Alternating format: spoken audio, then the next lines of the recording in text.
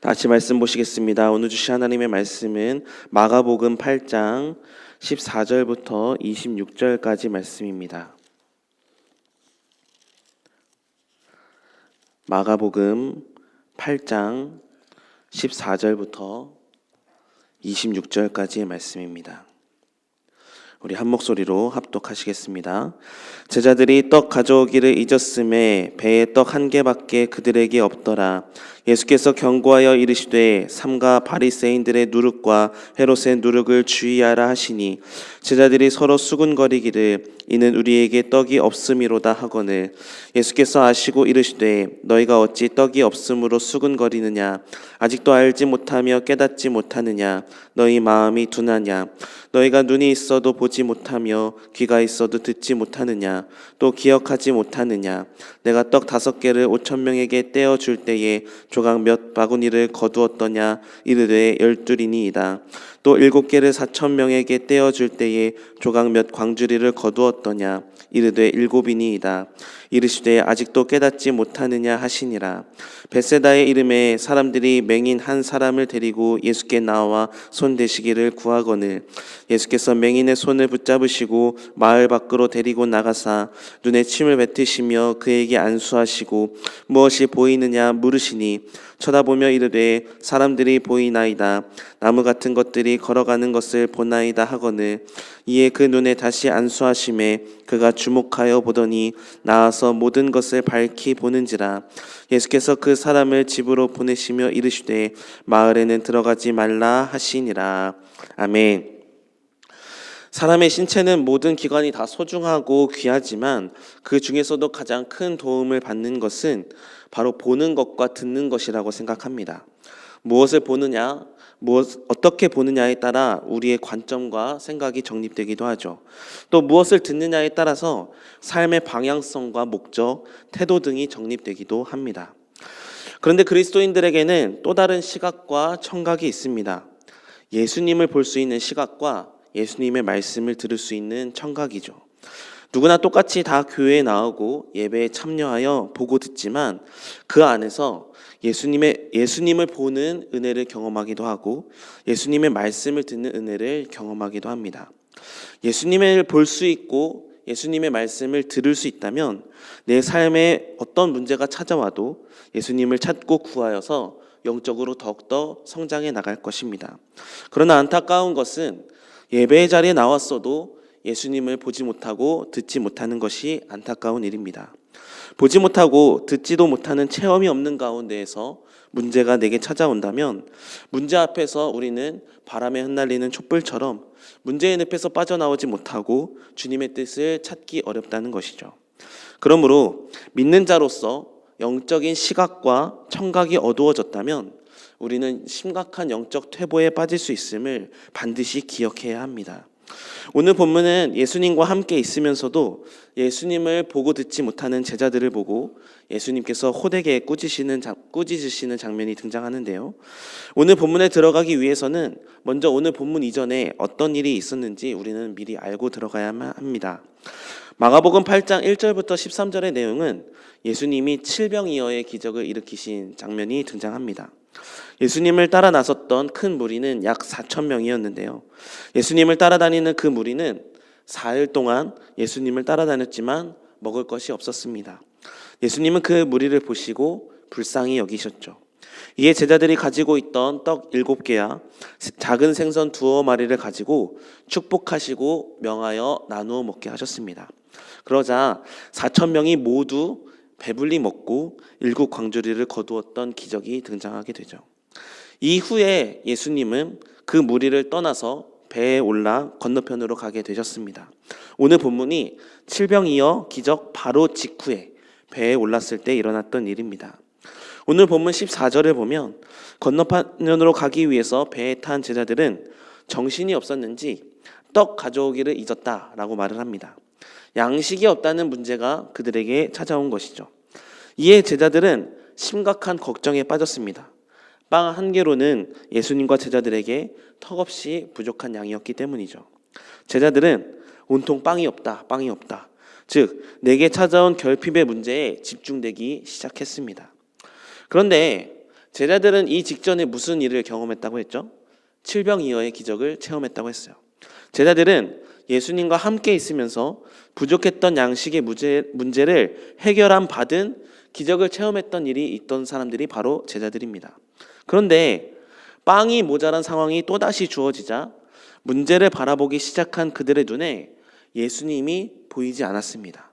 그들의 시선에는 예수님이 아니라 한 개뿐인 빵에 집중되어 있었다라는 것이죠.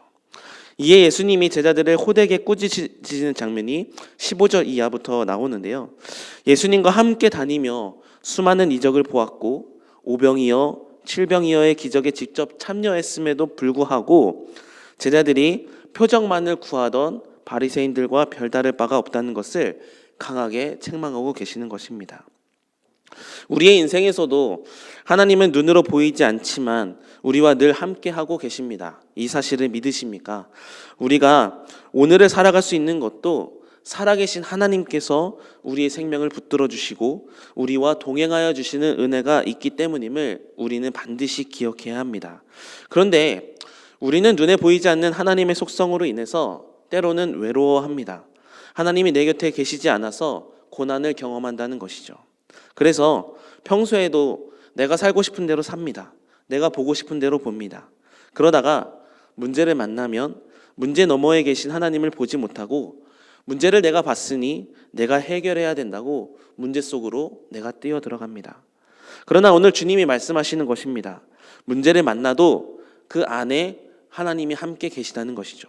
그러니 문제가 왔을 때 주님이 함께 계심을 볼 수 있는 영적인 시선이 우리에게 필요하다는 것입니다. 하나님이 문제를 주실 때는 우리를 넘어뜨리려 하심이 아니라 우리의 믿음을 테스트하기 위해서 주실 때가 많다고 설교를 통해서 여러 번 말씀을 전했습니다. 오늘 이 상황도 마찬가지입니다. 우리에게 문제가 주어졌을 때 우리는 내가 살아계시다고 선포하는 그 하나님을 볼 수 있는가? 아니면 여전히 세상 것만 보여서 하나님을 보지 못하는가? 오늘 본문은 우리의 믿음을 점검하시는 예수님의 시험이라고 생각합니다. 그리고 우리에게도 영적인 시선이 없다면 제자들처럼 예수님을 보지 못하는 자가 될 수 있다고 말씀하시는 하나님의 경고의 말씀입니다. 그러므로 오늘 하루도 예수님을 인식하며 예수님을 볼 수 있는 시선이 여러분에게 있기를 하나님께 기도하시기를 바랍니다. 안경에 초점이 빗나간다면 그 안경을 쓰는 것이 굉장히 어지러운 일인 것처럼 우리가 영적인 시선을 조금이라도 맞추지 못한다면 우리의 영혼은 어지러워질 것이고 사탄의 공격에 쉽게 넘어가며 문제 속에서 하나님의 뜻을 발견하지 못하게 될 수 있음을 기억해야 합니다. 그러나 영적인 시선이 주님께 딱 사로잡혀 있다면 문제 해결의 근원 되시는 주님을 볼 수 있고 그 주님의 마음을 헤아릴 수 있고 임마누엘의 은혜가 어떤 것이다 체험할 수 있게 되며 주님의 원하심대로 살아갈 수 있음을 기억하시기 바랍니다. 바라기는 여러분의 영적인 시선이 다 회복되기를 소망합니다. 여러분이 어떤 상황에서도 주님을 바라볼 수 있는 그런 눈을 가지시기를 주님의 이름으로 축복합니다. 계속해서 보면 오늘 말씀을 보면 영적으로 어두워서 예수님을 보지 못했던 제자들은 더 나아가서 무슨 일까지 저지르게 되냐? 예수님의 말씀 또한 듣지 못하는 상황을 보게 됩니다. 예수님은 15절 말씀을 보면 바리새인들의 누룩과 헤롯의 누룩을 주의하라 이렇게 말씀을 하시는데요. 바리새인의 누룩은 지적인 교만함과 종교적인 위선을 가리키고 헤롯의 누룩은 권력을 통해서 자신들의 이익을 추구하려는 정치적인 욕망을 가리키는 말입니다. 하나님 앞에서 영적으로 깨어있지 않으면 왜곡된 신앙을 갖게 될 것이다 라는 경고의 말씀이죠. 그런데 제자들은 이 누룩이라는 말을 듣자마자 자신들에게 당장 필요한 빵을 또다시 떠올리게 돼요. 그래서 어떻게 먹을 문제를 해결해야 될지 전전긍긍하며 예수님의 가르침을 귀담아 듣지 않습니다. 그저 예수님께서 지금 자신들을 혼내시는 이유가 빵도 챙기지 못할 만큼 부주의한 태도가 있었기 때문이다 라고 생각을 했죠. 그러나 예수님의 책망은 부주의한 태도 때문이 아니라 영적으로 보지 못하는 것과 듣지 못하는 것을 책망하셨는데 말이죠.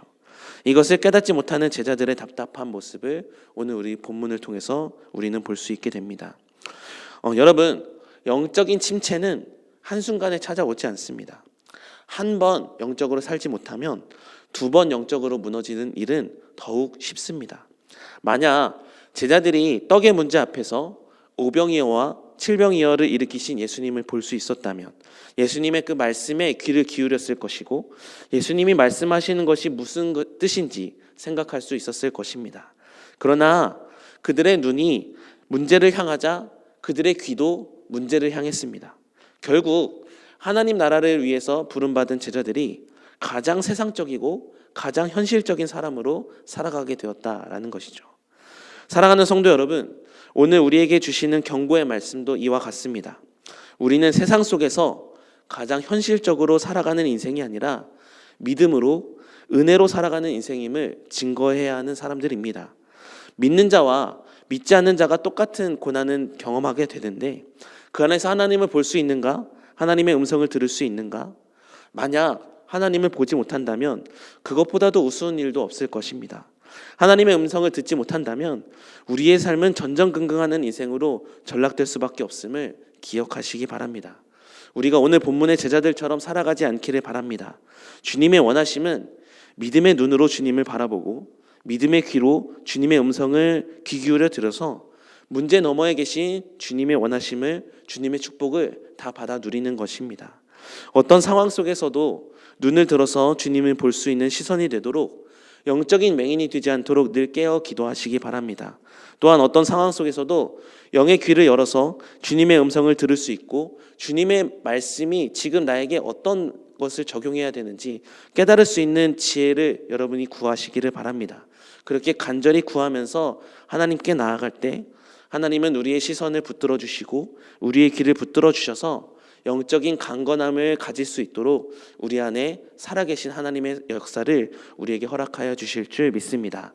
바라기는 우리의 눈과 귀가 강건함으로 하나님의 은혜를 바라보며 하나님의 음성을 귀 기울여 들을 수 있는 축복을 받아 누리 여러분의 인생 가운데서 역사하시는 그 살아계신 하나님의 은혜를 다 체험하며 살아가시기를 주님의 이름으로 축복합니다. 기도하시겠습니다. 사랑해 주님 감사합니다.